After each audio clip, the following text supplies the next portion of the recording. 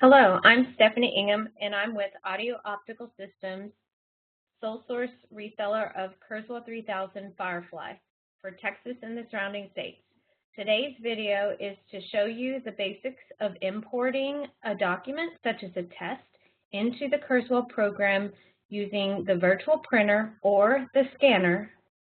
As well, we will be showing you how to edit the document to read only the sections that are allowed to be read on a test, as well as correct any recognition errors in the program as far as math. It could be used as well to add punctuation where there are headings without punctuation. We want to add a pause. We'll be able to show you that. I will also show you the best toolbar to use when bringing in a test to make it read correctly. And then we will change the toolbar for the student to only view the tools necessary to take the test. We will lock features that are not allowed, and we will password protect it so that you can store it in a public area for the student to be able to take the test. Once the test is in the library, the teacher can come by to enter the password, or you can provide the password to the students. You just want to be careful when you provide a password to a student that they're not able to then go down and tell their friends if you're going to be administering this all day. So I am now in the Kurzweil program. You'll see the basic toolbar, and this will look familiar to you when you first sign into the programs. I'm going to minimize this. And I have out here on the web, there is a great website that's called superteacherworksheets.com, and it's a good practice if you're trying to get your staff used to bringing things into the program, editing to read correctly, and doing all the necessary things you would do with a common day-to-day test or a benchmark. So at this website, there's a cute article, Hitchhikers in the Bathroom, or there's also Spinning to Survive down here. I'm going to choose Hitchhikers in the Bathroom. So I'll double click on that just to open the document. This happens to be a PDF. Anything you can print, you can bring into the program. And all you have to instruct the teachers to do is have Kurzweil installed at that computer. They go to print, whether they choose the print icon, Control-P, or File Print, and we click on Print. Kurzweil has installed a virtual printer when you install the program. Instead of printing to your printer at your office or in your classroom, you change it to Kessie Virtual Printer, which is Kurzweil Education Systems Incorporated. I'm going to click on that. Now, if I want to bring something in color, commonly that is found under Properties. Now, other print boxes will show maybe color or black and white, but usually you can find Properties or that in your print dialog box. So I'm going to choose color just to bring in the crisp color of the page. When I click OK, then click Print, it brings it into the program. Now, without knowing anything else, it looks like nothing has happened. But what I can do is hover over the Kurzweil icon at the bottom of the screen. This will give you a recognition page range window that is waiting for us to just confirm that we want to recognize those pages. So I'm going to click on that, click OK. Now at this point, I can click out of the PDF document because I'm finished, or I can minimize it. I can also leave the website. I'll just minimize that, go into Kurzweil, and we will see it go through recognition. Once it's finished creating a Kurzweil file, we're good. We don't ever have to re-recognize this page or this document. So from here, some common things that we'll need to know for cleaning up this document is when you hover over any of the tools, it tells you what it does. So if I needed to increase the reading speed or decrease the reading speed, I could. If I need to make it smaller or larger, this is the zoom, and then these are the page numbers. So there's 3 pages in this document.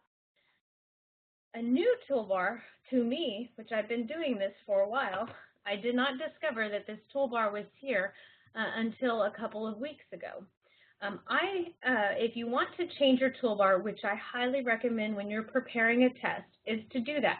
All of your toolbars are located if you'll hover over the right-hand side of the blank toolbar, this will pop up a window if I just right-click, go down to Apply Toolbar Set, and here are your choices. We have Classic, Basic, Content Reading, Document Preparation, which I've used often, and then just most recently, I'm just going to skip down to toolbar number 10, Test Preparation. This gives you the tools that you need to prepare a test. Also, while I'm here, I want to show you that there is also a customized toolbar so that the students or you as a teacher could create your own customized toolbar, only having the tools that you want. So we can customize the toolbar for this test and lock the toolbar to this test so that it's only dependent on the document, not the user's preferences. So I'm going to come down to 10, which is test preparation. Click on that. It's going to change my toolbar completely. So this is the toolbar I need. Now, first step is always to zone edit. This tells the computer or the program what text to read. Anything that shows up in a yellow box, it's going to read, and it will be numbered, telling you what the reading order is. So I'm going to click Zone Editor right now. So you'll see 1, it'll say name, 2, and we have an issue right here. It might not be a problem, but if there's pictures in there, it might try to say dash, dash, dash, and think that there's text in that tail on the scorpion. 3, 4, we're good there. 5, 6. So down here, I don't want it to read zone 5 or zone 6. So I can just right-click over it and click delete. I'll do it again here. You just right-click over and delete. Up here, this will be a different situation to where I just want to make sure that this tail is not in the zone. So I will right-click, come down to adjust, and just adjust it so that I'll have less edits later if it found text. Now, in STAR A, which is STAR test, many users know that you cannot read the story to the student. It's only instructions and then the questions at the end. So if this were that case, I would cut out the zones here and get rid of them. So it doesn't read, it will still show up, and the students can read it on their own. I'll leave them for this purpose, but I think you saw how easy it is that if you want to get rid of it, you just hover over it and click delete.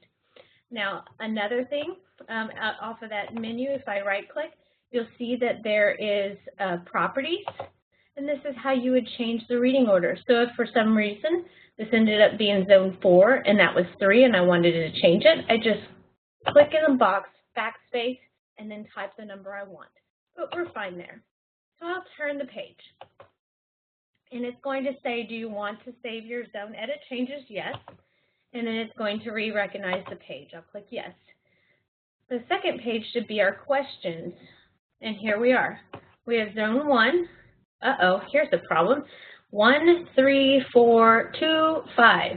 So up here, I want to maybe get rid of this zone or actually make this number 2.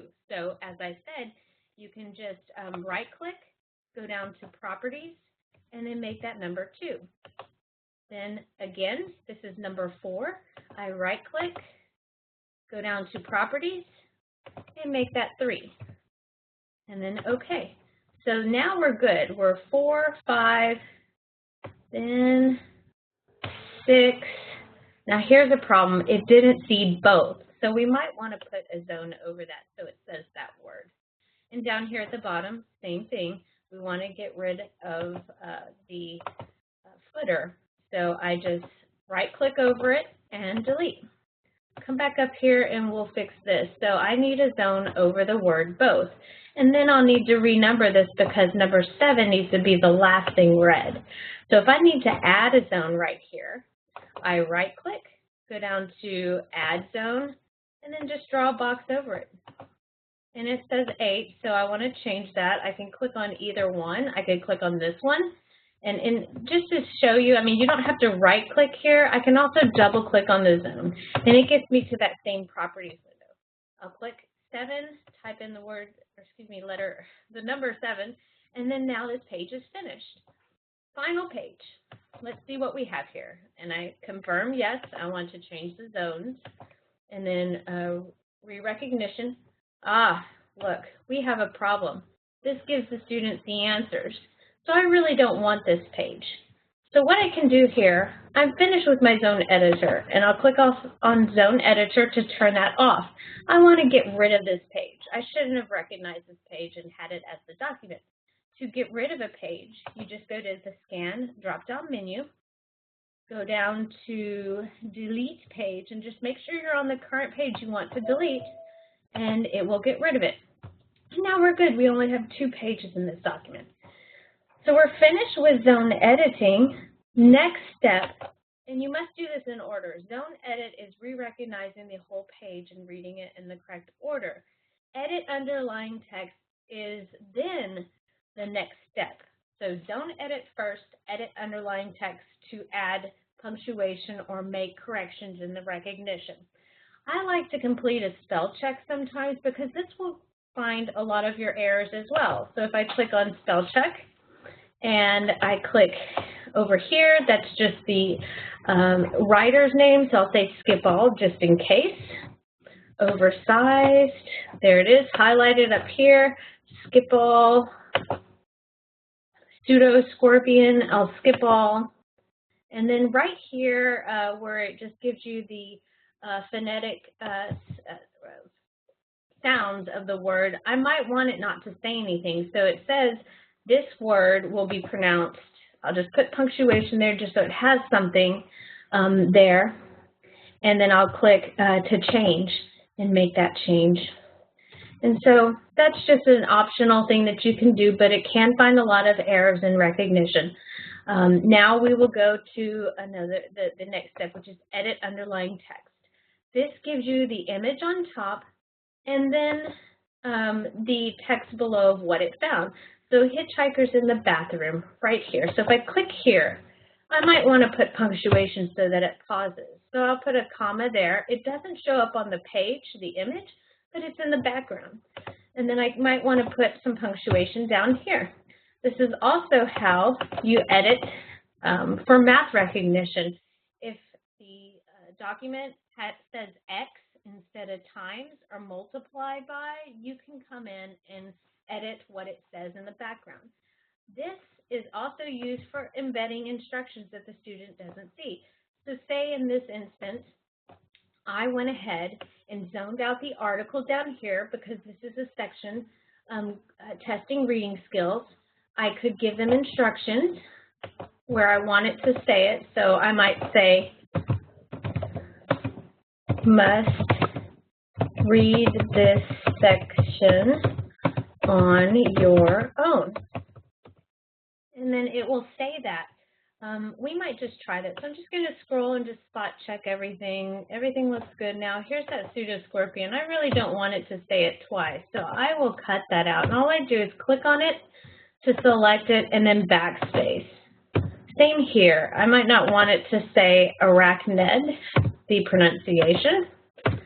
So I can then change that. So this editing is finished. I'll just close this, choose yes to save the underlying text changes, and I'm going to come up here where I embedded instructions in the underlying text. So I'll click read. Hitchhikers in the bathroom by Liana Mahoney. You must read this section on your own. Imagine this. Okay. So that would be what it sounds like. And he's speaking awfully slow, but have no fear. The students have the ability to increase the reading speed as well as any of the other functions like increase the font size and so forth. So that is zone editing. Oh, and then I go to the next page. I want to make sure that the text is edited there. So I repeat the steps I did on the first page and add punctuation. Or any changes that I see. So I could scroll down and I see that everything is just fine. Now, one thing I want to note, which is not in this actual test, is that if you have multiple choice and there is no punctuation after the A and B and C and D, it might sound like a run-on sentence to the students. So you will probably want to add that pause in there. Additionally, A may be pronounced as To fix that, if you have an uppercase A period, it will say A instead of So just wanted to mention that tip. And I'm going to choose yes when I try to close out edit text. And now we're finished. I can save this if all they need is the text-to-speech, but I might want to embed some notes in supports as well. We have sticky notes. Here's the bubble notes, and then we have fill in the blanks feature. So I might want to show you how we use bubble notes. I'll click right here. Let's see what might be a confusing. So segmented. Maybe a student needs a synonym for segmented. I could click where I want to leave a note, embed a support. I click bubble note, and I could type the word segment and then put a synonym below it. Segmented, and then parts, broken in parts, or something like that. Now over here it says open options, open while reading. This could be a little distracting for students, so I might take the check out of the box, and then reading options, read note on open. I know in the state mandate test of Texas that currently we are not allowed to have the bubble notes read out loud. At least the digital program for our actual test does not read the pop-ups and rollovers, so you might want to take that check out of the box. Otherwise, if the student raises their hand and asks the teacher to read it, they can have it read out loud to them by the teacher.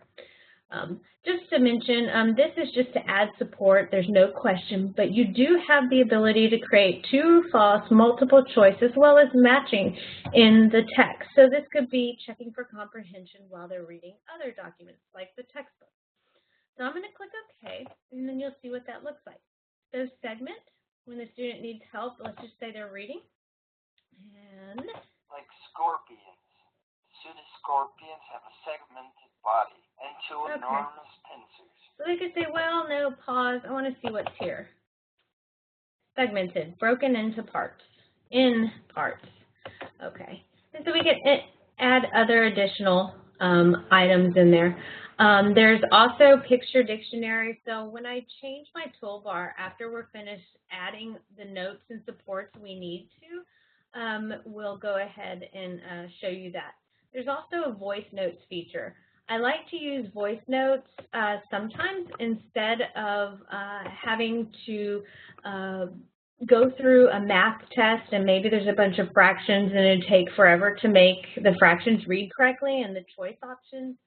I will usually click a voice note to paste that and zone out the actual fractions that are in the choice of the multiple choice, and then add a voice note with my own voice speaking the answer solutions to the students. So that might be an option you want to use as well. And so right here, I'll just demonstrate a voice note. I'll click voice note, click on the page, and then I'll click the record button. Please answer the questions below. Once you're finished, you can print out your test and turn it in. If you need to fill in the blanks using Kurzweil, you can use the A text button at the top of the screen. When I click OK, it leaves the voice note here, and when I double click, I can hear my voice note. Please answer the questions below. Once you're finished, you can print out your test. And then that's the way that sounds. So there's also, right here, this is A text. So we could bring our cursor, click on A text, click on the blank, and we could prepare the test so that all the student has to do is click on the orange notes and type in their answer. Right here in the diagram, they're instructed to enter information here. So I could also do the same thing and click on the page and give them a little box to enter information there, as well as here, and then here, right there. So there. So we've embedded. Oh, down here we need some more. Now, ideally, there is this fill in blanks button, which if I had originally done this, if I click that, it will put blanks or these little orange boxes everywhere it sees a line. Sometimes it doesn't see the lines, so then you can manually put those in the blanks as well. So we're finished embedding. Oh, let's go ahead and one more thing. Let's do a sticky note. And I will instruct them that the questions will be read out loud to them. The questions will be read out loud to. Okay, and you did hear read or read, I really wanted to say, but Kurzweil is not perfect. It doesn't know if it's supposed to say read or read, but that's the way it goes, at least with read and read and record and record. So we just deal with that. And so once I'm finished with this, we're finished editing, I'm ready to go ahead and get this set up so that the student can take it tomorrow. So what I'll do, now we're finished with our edits, our test document preparation toolbar. We just go over here and we want that classic toolbar as a base, and then we're going to reduce the number of tools they have in this. So I'm just going to right click, go down to apply toolbar set. I need the classic, which is the default. And then I come up here and I can start fresh. This has most of the tools they need anyway. So I will come down to customize toolbar.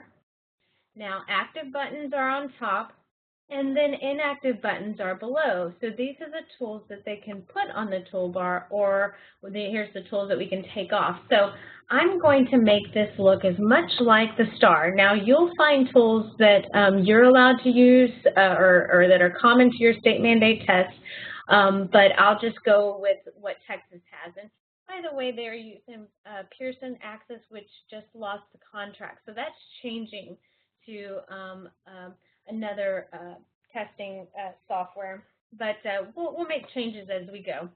So I will remove all of these. They don't need to open, save, print, scan. Now, just because I'm removing that from the toolbar doesn't mean they can find it under the file dropdown. It just removes it from their basic view. We have back to go back a sentence, forward a sentence, or the read button. I don't need this silent button. Now, translation, Kurzweil can translate tests, and so far in Texas state mandate, there is no translation feature. But if this student needs to have translation during this particular test, you could leave it there. Here's that picture dictionary item, which gives them picture supports while they're reading along. We have definitions, synonyms, and help. If your student is allowed to use a dictionary, you could possibly leave it up in the toolbar. You just want to check with your testing coordinator just to make sure that's supposed to be there. I remove it. So I'm going to remove synonyms and picture dictionary, or excuse me, synonyms and definitions. Now, some common things that at least they get in STAR is an eraser, a highlighter to highlight their answers or highlight material, or to erase material. A common thing that many teachers like to implement is a way for a student to cross out or eliminate answers they don't think are correct, so that they can get down to the answer and make a better educated decision about what could be the right answer. Now, there is an X feature in the current STAR A by Pearson. We do not have an X currently, but we may soon in the future. I would use the gray highlighter and tell the students to use the gray highlighter to eliminate wrong answers.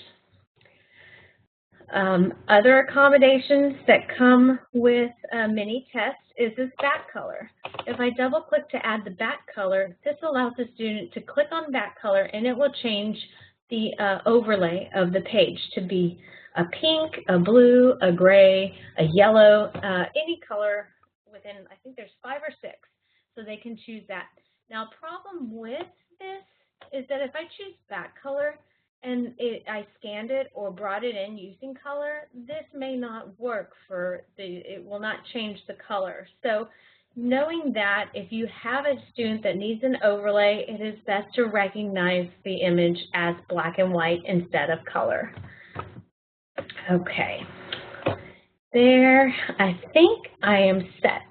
Oh, and also here's an add footnote.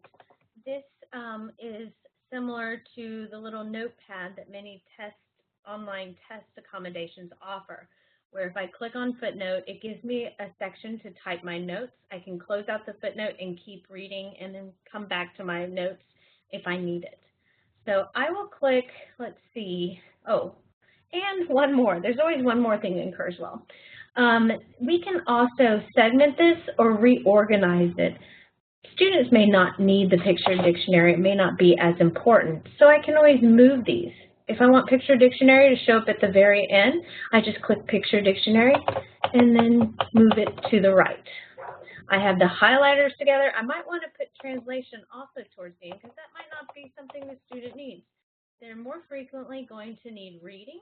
They'll need their highlighters. They might need a back color and then footnotes. These might be special things that students need. You can also break up the section. So if I want the reading bar to be separated from the highlighters, I just click these arrows to separate that. And it's easier to see what you're looking for. So I'll click apply and OK. And now my toolbar is set.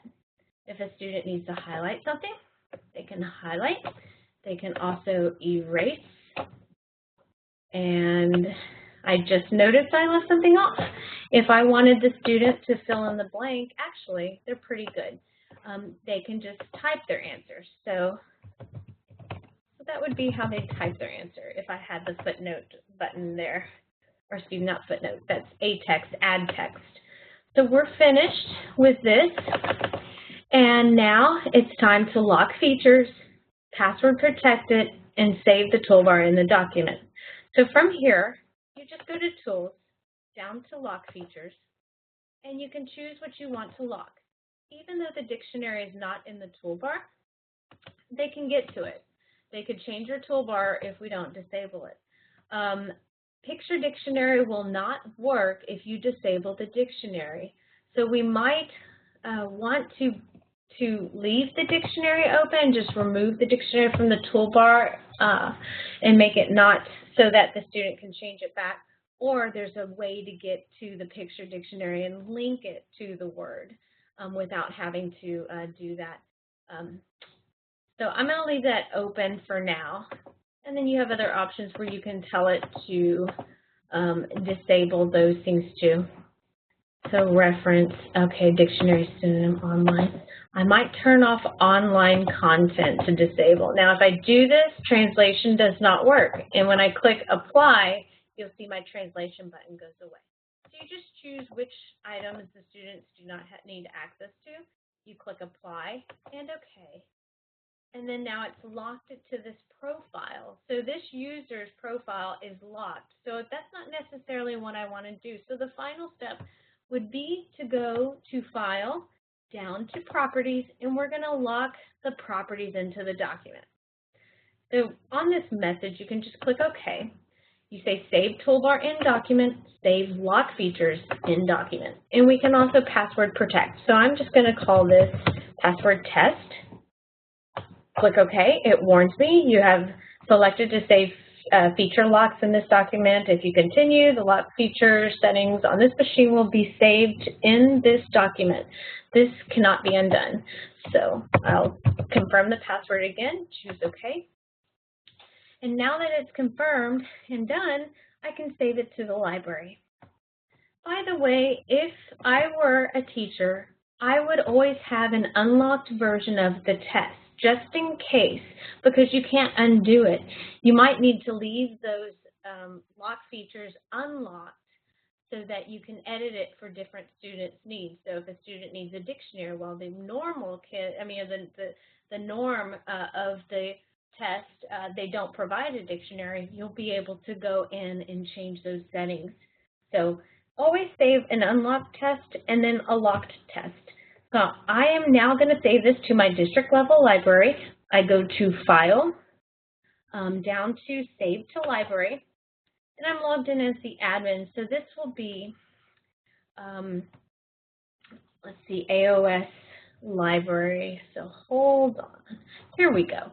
Okay, so this is Jonesville ISD Library. we have a private folder and a public folder.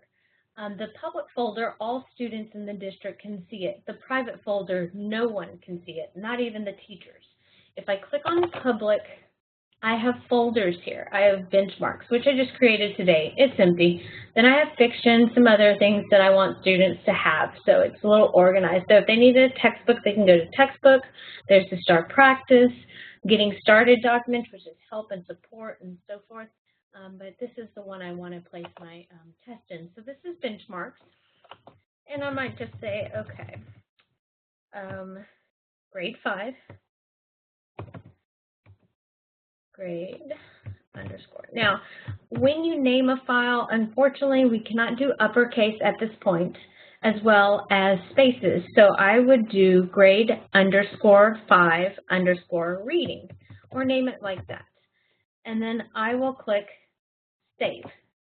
Now, once I save it, if I were to log in as a student, open from library. If they try to open it, it's going to ask them for the password. I could also go down below and save it to particular teacher folders so that I don't really share it as the public folder, but I can share it in the teacher folder. So I'm going to click cancel. It's already saved. I'm going to change my toolbar. Let me see. Let's go back up here. And I'm going to close out the document. And I'm going to come in as if I am a regular student. Here's my main toolbar. Just make sure, yeah, everything's set. So I'm coming in as a student. The teacher tells me, go to File, Open from Library, and you're going to go to the Benchmark folder under Jonesville ISD. So here's Jonesville ISD, Public. Here's the Benchmark folder. Find your grade with the test. Click Open, and now it opens it. Now you'll see my toolbar is about to change. This is the classic view toolbar. The teacher comes over, types in the password, clicks OK, and it warns the student the document contains a custom toolbar set. Your personal toolbar preferences will be restored next time you start Kurzweil 3000. So you click OK, and then this document contains embedded lock features, OK, and so now the student's ready to take the test. And that will pretty much complete what I wanted to show you as far as from start to finish making a test read out loud. Picture supports, just to show you, here's Octopus. If a student needs a picture, they can click on in front of the word, choose picture, and it brings up a picture if that picture is available. And there are a few. If I had locked this, the dictionary, what I could do is in a phone call, I can tell you how to go into the background, into the C drive, and link pictures to it, to the document, even though they're locked. So while we are here, so that's the basics. You should know now how to go from start to finish in preparing a test, locking it down, and embedding support tools. I want to open up another document here to just show you a sample of a STAR test right here. So with reading supports. So let's see. Should be opening. Now maximize, you know what, let's see. Okay, I just paused in order to go open a sample STAR, but I then remembered that I forgot to show you how to move the document or the test or worksheet from one folder to another. So I'd like to show you that right now. So right now, if I go to File and then go to Open from Library, this is the library directory. I'm in Jonesville ISD Library, the top level. I go to Public, and that's where my benchmark folder is saved. Now let's just say the students are going to be taking the benchmarks tomorrow, but maybe I don't want it to show up in the public folder until then. What I can do is left click to select it, right click, do a cut, go up to private, right click, and paste.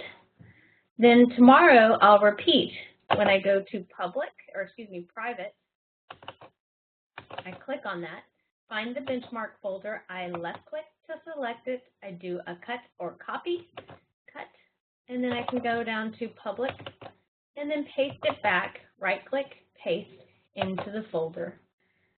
So this is an easy way to distribute tests, and if you password protect it and the teacher types in the password, you're pretty secure. So I'll click cancel, and now I'll go on to that STAR test that I want to show you as a sample. So here's the STAR test. This one was brought in, and we embedded some supports. Here's the reading. Read this section on your own. We just decided to put a sticky note there. Now, these empty text notes, which you use or you create them by clicking on the A text. I'm going to change my toolbar to the classic view.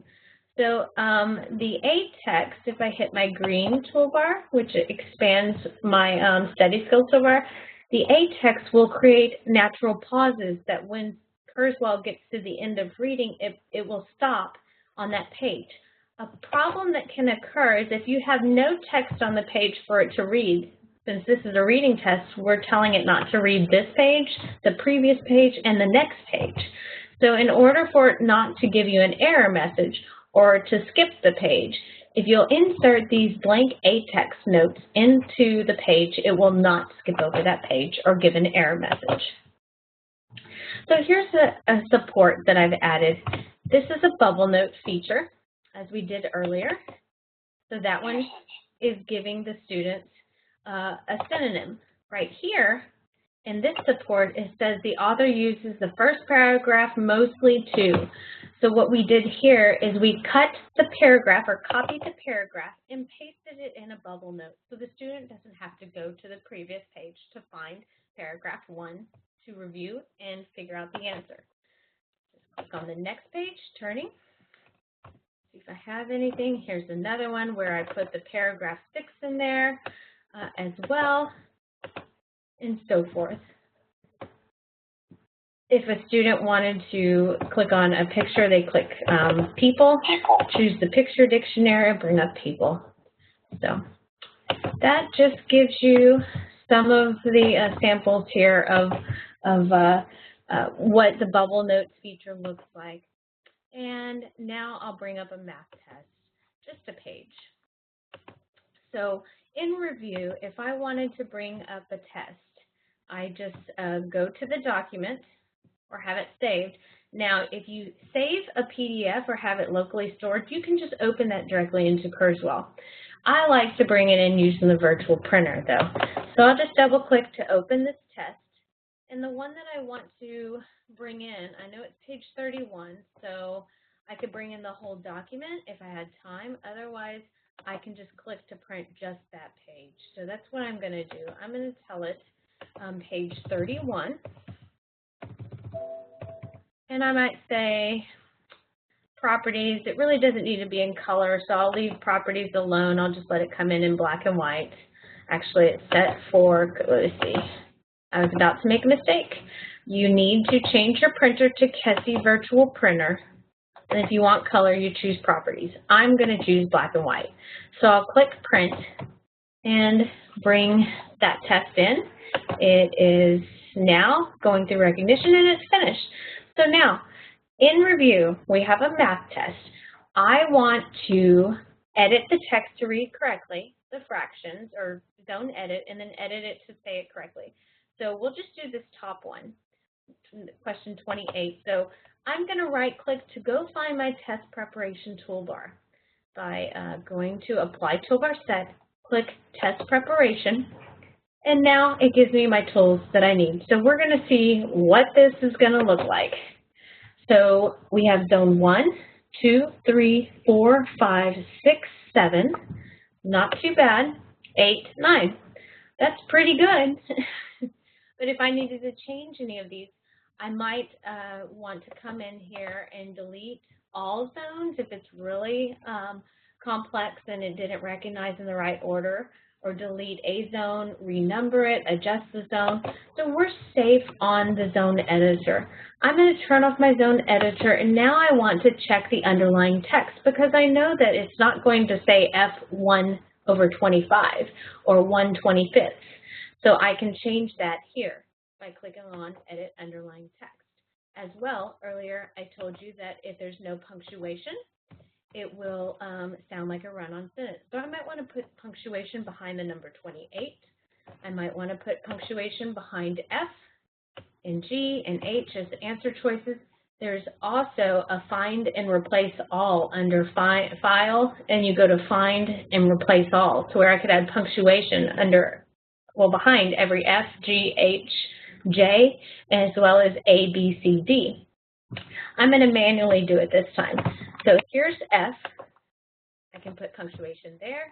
Something happened here to where it didn't see the number 1. So I might want to go 1/25, I don't know, or 1/25. You as teachers and educators know what should be said. So if I made that incorrect, you can type whatever you want and it'll say it the way that you type it.